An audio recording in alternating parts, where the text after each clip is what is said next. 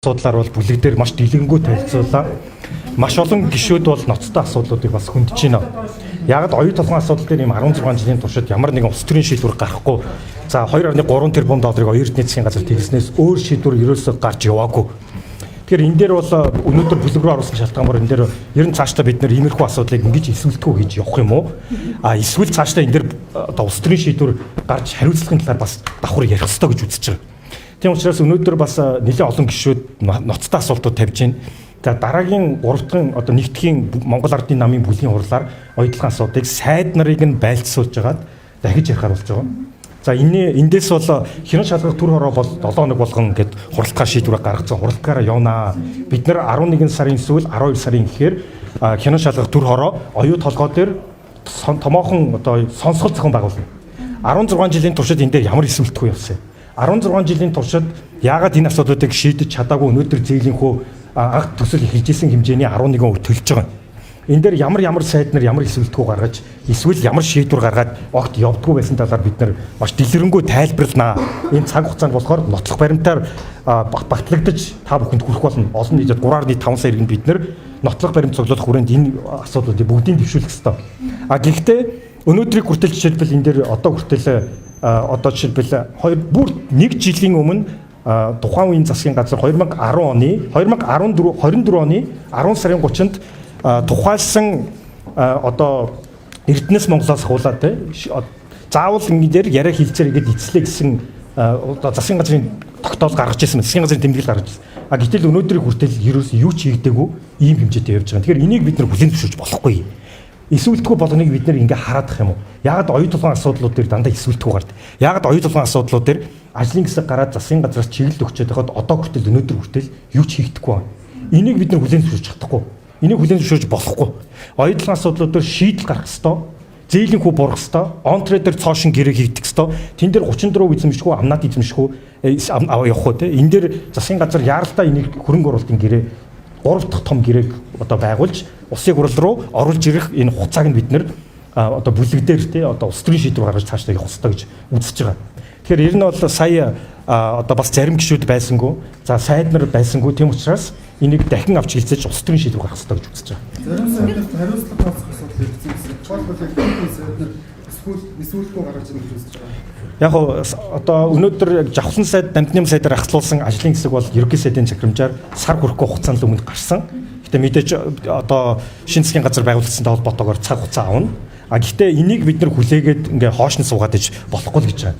Тэгэхээр энийг бид нар цаг хугацаатай учраас яаралтай энэ дээр арга хэмжээ авч шийдэл гаргаж ирэх ёстой. Тэн дээр улсын хурлын зүгээс, хянан шалгах төр орны зүгээс, ялангуяа хянан шалгах төр орны даргын хувьд боломжит бүх арга хэмжээг бид нар авах ёстой л гэж үзэж байгаа. 16 жилийн туршид ягаад хариуцлага яригдаагүй?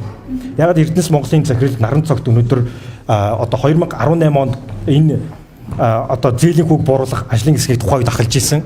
Үр дүн гараагүй шүү дээ. Өнөөдөр яг энэ хүн дахиад засгийн газрын тэмдэглэлээр ажлын хэсгийг зээлийн хүү бууруулах хэмжээнд яриа хэлцэрэг эхлүүлж засгийн газарт сар болгон танилцуулна гэсэн хаана вэ? Өнөөдөр энэ дээр бүхэл бүтэн туван сайдын тухайд одоо тушаал гараад хахад 7 сар юм хийгдэг байна. Тэгэхээр ингэж бид нэр яагаад оюутлын асуудал дээр дандаа ингэж хандж байгаа юм? Энийг хүлээн зөвшөөрч болохгүй шүү дээ. Энийг ард түмэн болох хүсээгүй шүү. Ард түмний захиалга маш ойлгомжтой. Энэ дээр шийдэл гаргаж Монгол улсын эрх ашигыг хангах гэсэн байгаа. Энэ үүний хүрээнд бол хянан шалгах төр ороо эцэн нутлан ажиллах болно. Оюутлын гэрээ тайлангууд нь бас нууцтай байдаг шүү. Одоогоор олдсон ямар мэдээлэл үү? Одоогоор Одоо шинээр 10 тэрбум өдөр болгоо өгч ийн гэлээ. За одоогийн байдлаар одоо хянан шалгах төр орон дээр бараг 40 гаруй мянган хуудас нотлох баримт цуглуулах хүрээнд ирсэн байна. За энэ дээр бас нэг зүйл байгаа. Яг оюу толгойн асуудал бүгдээрээ дандаа нууцтай холбогдож байгаа. Өнөөдөр оюу толгой дээр үндэсний аудитын газар маш том гүйцэтгэлийн аудитыг 5 жилийн туршид хийсэн. За гишүүдэд тараагдсан. Гэтэл энэ бүгд нууц дарагдсан учраас өнөөдөр нэг ч гишүүн энийг ярих боломжгүй байна. Ард түмний үндсэн өмч болох оюу толгойг ард түмнийг төлөөлж байгаа гишүүдээс нь ард түмэнд ярих эрхээр нь хангахгүй яагаад нууц дарж байгаа. Энд нууцаас гарах ёстой. Төсвийн байнгын орноос энийг нууцаас гарга гэсэн одоо чиглэлийг бол өгсөн. Гэхдээ өнөөдрийн байдлаар нууц хэвээрээ байна. Яагаад өнөөдөр оюу толгойгоос ирсэн 20 гаруй мянган хуудас баримт бичиг бүгдээрээ нэг үрчлэн нууц гэсэн тамга дарсан байна. Өнөөдөр оюу толгойгоос ирсэн 20 мянга гаруй хуудас нотлох баримтаас нэг ч хуудсыг бид нэр сонсгол дээр ашиглах боломжгүй байна. Яагаад гэвэл бүгд нууц дарагдсан. ард түмний өмч оюу толгойг ард түмнээс нь яагаад нууж байгаа юм? Яагаад нууцтаа гэж байгаа? Энэ бүх нууцаас нь заавал гарах хэрэгтэй гэж үзэж байгаа. Тэгэхээр энийг бас шийдэхгүй бол бид нар одоо 11 сарын сүүл 12 сарын ихэр хийх сонсгол дээр оюу толгоос ирсэн нэг ч хуцыг ашиглах боломжгүй ийм нөхцөл байдалтай л байна. Биднэрт ямар хэмжээний контрол хийж байгаа? Сая бол хэлж штэ 10 тэрбум долларын асуудал яриад штэ тий. За зээлийн Мэдээлэл гэж юм тий. 18 онд анхны зээлийн хүүг бууруулах боломж байсан. За энэ дээр одоо бидний ирсэн нотлох баримтын хүрээнд ярихад бол өнөөдөр Монгол Ардын намын бүлэгч танилцуулсан 18 онд ажлын хэсэг за тухайн үедээ ерөнхий сайдын захирамжаар байгуулагдаад хариуцсан сайд нар нь ажлын хэсэг гаргаад ажилласан гадаадын зөвлөх авч ажилласан байлээ. Хүүг тухайлан те одоо бууруулах хүүгээ хүртэл гадаадын зөвлөхөөр тогтоолгосон байна. Гэхдээ хилцээр үр дүнг болсон. За яг хөө тэр үед бол төслийн явц нэг 46% байсан байна. 76 бүтээн байгуулалт маш олон асуудал дагуулсан байсан. Монгол улсын зээлжих зэрэглэл одоо stable те би тогтвортой гэсэн үнэлгээтэй байсан бол өнөөдөр бид нар аваад үзэхэд төсөл оюун толгойн төсөл өнөөдөр 99.8% гүйцэтгэлтэй. Энэ жил дуусж байгаа. Төслийн эрсдэл баг байхгүй болж байгаа. Өнөөдөр бид нар энэ төсөл эхэлж исэн хүүг төлөх нь зах зээлийн зарчим ерөөсөө биш ээ.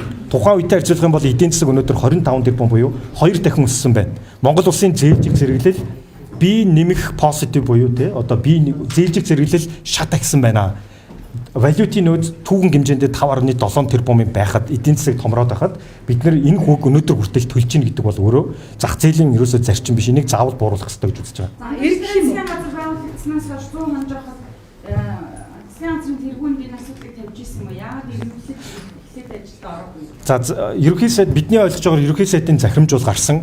Сангийн сайд зээлийн хүүг бууруулах ажлын хэсгийг ахалж байгаа. Дамжны сайд онтрэ дээр шинэ хөрөнгө оруулалтын гэрээ хийх энэ хоёр асуудлыг одоо ахалж байгаа. Тэгэхээр энэ гурав дахь одоо хяналт шалгалт хорооны хурлаар тухайлсан одоо сайд нар бас танилцуулах одоо танилцуулгаар биднэрт тавигдсан байгаа. За 4-5 дахьд бол ерөнхий сайдтай улсын хурал дээр бас мэтгэлцэн одоо яг энэ хоёр асуудал дээр бас явсан байна. Тэгэхээр ер нь засгийн газар одоо улсын хурал хоёулаа Монгол улсын эрх ашигыг төлөөлдөг учраас бид бүхэн хамтдаа дуу нэгтэйгээр яг нэгэнтэй л ард түмний эрх ашигыг хамгаалж байгаа хоёр субъект учраас хамтдаа хүчтэй байж бид нар хилцээрд орноо тийм.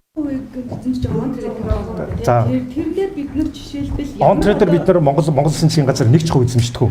Монгол улсын засгийн газар өнөөдөр онтрэ буюу стратегийн ач холбогдол бүхий ордод хамаарад байхад өнөөдөр тэг хувь эзэмшиж байгаа. Нэг ч хувь эзэмшдэг. Энийг онтрэ гэд Канадын хөрөнгийн бирждээр бүртгэлтэй компани 100% эзэмшдэг. Үүн дээр оюу толгоотоо хамтын ажиллагааны гэрээ байгуулж ашгаа 20-80-аар хуваах гэрээг албажуулсан. 2025 оны 2 дугаар сард буюу 7 сарын өмнө. Гэтэл энэ дээр Монгол улсын эрх ашиг хаанч байгаагүй, Монгол улсын төрийн эзэмшлийн хувь хэмжээ хинч яриагүй Монгол улсаас асуухгүйгээр энэ гэрээг албажуулж байгуулсан. Тийм учраас хяналт шалгалт төр хороо байгуулсан үндсэн шалтгааны нэг энэ юм аа. За Монголын хяналт шалгалт төр хороо хуралдахад ажлын хэсгээс яг ямар мэдээлэл өгсөн бэ? Монгол эрхлэл зүгээс